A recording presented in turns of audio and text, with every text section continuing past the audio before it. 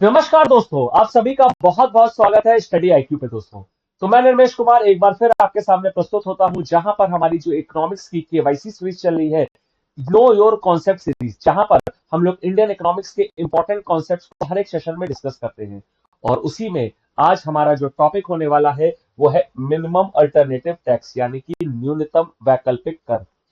तो भारत की अर्थव्यवस्था में कॉर्पोरेट टैक्स के अंदर खास तौर पे हमारे जो निगम कर होते हैं उसके अंदर ये जो न्यूनतम वैकल्पिक कर को लाया गया है, ये कब लाया गया, किस अधिनियम के तहत लाया गया, इसको लाने के पीछे का पर्पस क्या था। जब हमारे देश के अंदर कॉर्पोरेट टैक्स पहले से मौजूद था तो सरकार कंपनीज के लिए ये मैट या मिनिमम अल्टरनेटिव टैक्स क्यों लेकर के आई, किन कंपनीज पे ये लगता है, किन कंपनीज पर ये एप्लीकेबल नहीं होता है, और इससे सरकार को क्या फायदा होता है, इन सब बिंदुओं पर आज के सेशन में हम लोग चर्चा करेंगे।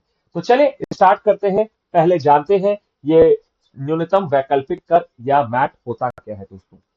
दोस्तों अगर हम मैट या न्यूनतम वैकल्पिक कर की बात करें तो भारत में अगर आपने देखा होगा हमारे पास कर के दो व्यवस्थाएं हैं।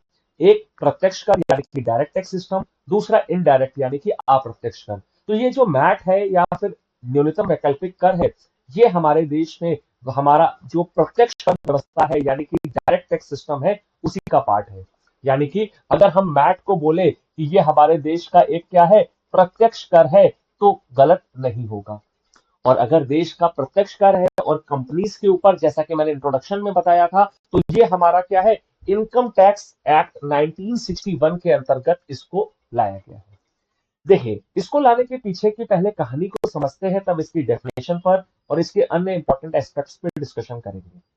आपने देखा होगा तमाम कंपनीज या कॉर्पोरेट्स अपने प्रॉफिट को कम करती हैं ताकि सरकार को टैक्स कम देना पड़े। जैसा कि आपने देखा होगा हमारे आपकी इनकम के ऊपर सरकार इनकम टैक्स या आयकर लगाती है। इसी तरह जो कॉर्पोरेट्स या बड़ी बड़ी कंपनीज होती हैं वो अपने प्रॉफिट्स को सरकार के तमाम एक्सटेंशन या डिडक्शन में रिड्यूस कर लेती है, जिससे कि उनके ऊपर टैक्स की जो लायबिलिटी है वो कम हो जाती है। और जब कंपनीज के ऊपर टैक्स की लायबिलिटीज कम होती है तो इससे हमारे देश में टैक्स इवेशन या फिर सरकार को कर के राजस्व में कमी होती है। क्यों? क्योंकि जब कंपनीज का टैक्स कम बनेगा, तमाम रियायतें या छूट का वो लाभ लेकर के अपने करों को कम कर लेंगी, तो सरकार को रेवेन्यू नहीं होगा, तो इससे देश की तिजोरी पर क्या है, असर पड़ेगा। तो सरकार ने इसी व्यवस्था को हमारा खत्म करने के लिए, यानी कि जहां पर कंपनियां टैक्स इवेशन करती हों, जहां पर वो टैक्स में तमाम डिडक्शंस और तमाम रिबेट्स का फायदा उठा करके सरकार को बहुत ही कम या फिर ना के बराबर टैक्स देती हो, तो उनके ऊपर एक टैक्स लगाया जाए जिसको हम लोग मैट या न्यूनतम वैकल्पिक कर कहते हैं। यानी कि ऐसी कंपनियां जहां पर कॉर्पोरेट टैक्स ना के बराबर लग रहा हो, या फिर वो छूट में सारी छूट ले जाती हूँ और सरकार को शून्य या फिर बहुत ही न्यूनतम टैक्स देती हूँ, तो उसके बदले एक अल्टरनेटिव मैकेनिज्म को या वैकल्पिक व्यवस्था को लाया गया, जहां पर इस टैक्स को फिक्स रेट के ऊपर इन कंपनीज पे लगाया गया। क्लियर? तो अब इसकी डेफिनेशन को देखते हैं। तो मिनिमम अल्टरनेटिव टैक्स क्या है? एक ऐसी व्यवस्था है जो आयकर अधिनियम 1961 के अंतर्गत लाई गई। और इसका उद्देश्य क्या था? हमारे देश की कंपनियों पर एक मिनिमम अमाउंट ऑफ टैक्स लगाना, यानी कि अगर कोई भी कंपनी क्लेम कर रही है तमाम प्रकार की डिडक्शंस, एक्सटेंशन, जिससे कि उन कंपनीज पर जो टैक्स की लायबिलिटी है वो लगभग खत्म हो जाए या न्यूनतम हो जाए, तो उसके अलावा या उसके बजाय सरकार उन पर क्या लगाएगी? एक न्यूनतम अमाउंट का टैक्स। और इसी टैक्स को हम क्या कहते हैं? Minimum alternative tax. अब इस टैक्स की अगर हम दोस्तों बात करें तो 1987 में, यानी कि 1987 में सबसे पहली बार हमारे फाइनेंशियल बिल के रूप में सरकार के द्वारा इस टैक्स को यहां पर लाया गया था। तो जैसा कि मैंने ऑलरेडी आपको बताया कि 1987 के अंतर्गत हमारा क्या है, फाइनेंस एक्ट के अंतर्गत या वित्त अधिनियम के अंतर्गत इस टैक्स को इंट्रोड्यूस किया गया था। और हमारे देश में जो इनकम टैक्स एक्ट है, यानी कि हमारा आयकर अधिनियम 1961 है, उसके हमारा क्या है, सेक्शन 115 जे के अंदर इसको इंक्लूड किया गया था। तो याद रखिएगा कि हमारे देश में प्रत्यक्ष करों में या डायरेक्ट टैक्स में जो आयकर अधिनियम 1961 अभी चल रहा है, उसका सेक्शन 115 जे हमारा न्यूनतम वैकल्पिक कर की बात करता है। अब सवाल आता है कि ये टैक्स की परिभाषा हम जान चुके हैं, कब आया है, लेकिन ये लगता किस पर है दोस्तों, एप्लीकेबल किस पर होता है? तो दोस्तों ये सभी कंपनीज पर एप्लीकेबल होता है, यानी कि कोई भी कंपनी जो भारत में है, चाहे वो विदेशी कंपनी हो, चाहे कोई भी कंपनी हो, भारत के अंदर अगर वो किसी भी प्रकार का कारोबार कर रही है और उसका मुनाफा भी हो रहा है, लेकिन सरकार को जो टैक्स देना है कॉर्पोरेट टैक्स में वो जीरो या मिनिमम हो रहा है, तो उसके बदले ये अल्टरनेटिव टैक्स हमारा लगाया जाता है। लेकिन यहाँ पर कुछ कंपनीज को यहाँ पर हमारा क्या है, एक्सटेम्प्ट किया गया है कि वो हमारा मैट नहीं देंगी, यानी कि उनके ऊपर जो रेगुलर हमारा कंपनीज पर जो कॉर्पोरेट टैक्स लगता है वो लगेगा। तो वो कौन सी कंपनीज है और कहां पर उनके बारे में बात की गई है, यानी कि हमारा जो ये एक्ट है उसमें कहां पर बात की गई है, और ऐसे कौन से लोग हैं जो मिनिमम अल्टरनेटिव टैक्स को नहीं दे सकते, या उनके ऊपर ये ऑप्शन नहीं है, या उनके पास ये विकल्प नहीं है। तो कोई भी इंडिविजुअल, यानी कि मेरे आपके जैसा कोई भी इंडिविजुअल व्यक्ति हो, कोई भी हिंदू अनडिवाइडेड फैमिली हो, कोई भी फर्म हो, या कोई भी लिमिटेड लायबिलिटी हमारी जो पार्टनरशिप होती है, वो सब हमारा क्या है, इसके अंतर्गत नहीं आती। और इसके अलावा कोई भी नॉन कॉर्पोरेट टैक्स पेयर जो है वो हमारा क्या है, मैट नहीं दे सकता। यानी कि ये सिर्फ हमारा क्या है, उन कंपनीज पे लगेगा जो हमारी इस दायरे के अंदर आएंगी, यानी कि व्यक्तिगत, Hindu undivided family, limited liability partnership और फर्म्स वगैरह पे नहीं लगता।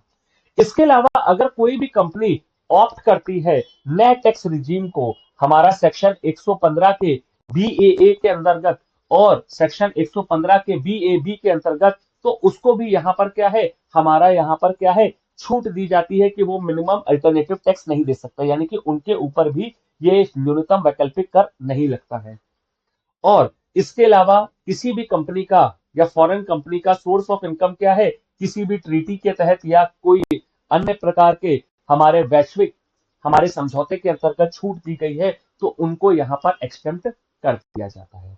तो ये हमारा क्या है, नॉन एप्लीकेबिलिटी है, या फिर किन पर हमारा मैट नहीं लगेगा।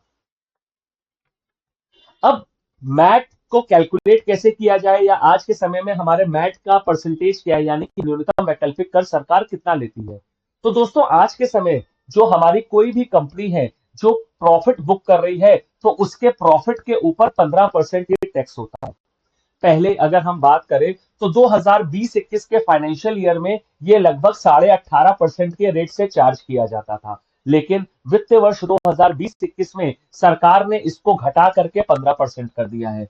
तो आज के समय अगर कोई भी कंपनी हमारा इनकम टैक्स एक्ट के अंतर्गत मैट को चुनती है, तो उसको 15% अपने बुक प्रॉफिट का हमारा मैट देना होगा, और उसके बाद जो भी सरचार्ज या सेस उनके ऊपर एप्लीकेबल होगा वो उनको यहाँ पर बेसिकली देना पड़ता है। तो ये हमारा क्या है, आज के समय में रेट है जो मैट पे चार्ज करती है सरकार। अब सवाल आता है कि इसका इंपॉर्टेंस क्या है। जैसा कि अभी हम लोगों ने इसकी डेफिनेशन देखी थी, तो देखा था कि ये हमारा क्या है, जो कंपनियां टैक्स अवॉइड करती हैं उनको टैक्स के दायरे में लाया जाए। यानी कि कंपनियों के जो चार्टर्ड अकाउंटेंट्स या सीएस होते हैं, जो चालाकी करके इनकम टैक्स धाराओं में जो हमारा डिडक्शन या छूट दी गई है उसका फायदा उठाते हैं, तो उनको क्या है, यहां पर टैक्स के दायरे में लाया जाए और उनसे टैक्स लिया जाए। इससे क्या होता है, हमारा जो मिनिमम टैक्स का कंट्रीब्यूशन होता है प्रॉफिट मेकिंग कंपनी से वो लेते हैं, और इससे सरकार का टैक्स कलेक्शन या टैक्स रेवेन्यू सरकार का बढ़ता है। तो ये हमारा बेनिफिट होता है मैट का। तो आई होप कि आपको केवाईसी सीरीज में आज न्यूनतम वैकल्पिक कर या मिनिमम अल्टरनेटिव टैक्स का ये कॉन्सेप्ट समझ में आया होगा। कब लाया गया, लाने के पीछे के मकसद क्या थे, किन के ऊपर लगता है, कौन पे एप्लीकेबल नहीं है, और इसके फायदे क्या है, और आज के समय में भारत में किस रेट से चार्ज होता है। तो इसी तरह के इंटरेस्टिंग इकोनॉमिक्स की वीडियो के लिए आप हमारे साथ मंडे टू सैटरडे 11 बजे जुड़ सकते हैं, जहां पर डेली मैं एक इंपॉर्टेंट इकोनॉमिक्स के कॉन्सेप्ट को आपको केवाईसी सीरीज यानी कि नो योर कॉन्सेप्ट सीरीज में डिस्कस करता हूं। और इसके अलावा आप में से जो स्टूडेंट आज पहली बार हमारे इस प्लेटफॉर्म पे आए हैं, इस वीडियो को फर्स्ट टाइम देख रहे हैं, तो आप मेरा टेलीग्राम चैनल भी फॉलो कर सकते हैं। निर्मेश सर के नाम से आप मुझे सर्च कर सकते हैं, जहां पर आपको मेरे क्लासेस के लिंक्स, पीडीएफ्स और अन्य इंपॉर्टेंट अपडेट, चाहे वो करंट अफेयर्स की हो, इकोनॉमिक्स की हो, वो सब आपको मिल जाती है। तो इस कोड को स्कैन करके आप मेरे टेलीग्राम चैनल पर भी जुड़ सकते हैं। और इसके अलावा दोस्तों, हमारे स्टडी आईक्यू पर सभी स्टेट पीसीएस के लिए कॉम्प्रिहेंसिव बैचेस में 31 मार्च तक स्पेशल डिस्काउंट चल रहा है। तो इन डिस्काउंट को अवेल करने के लिए आप मेरा coupon code NIR live use कीजिए ताकि सभी कोर्सेज पर आप मैक्सिमम डिस्काउंट अवेल कर सकते हैं। तो चलिए मिलते हैं एक नए वीडियो में एक नए कॉन्सेप्ट के साथ। Till then keep learning, all the very best.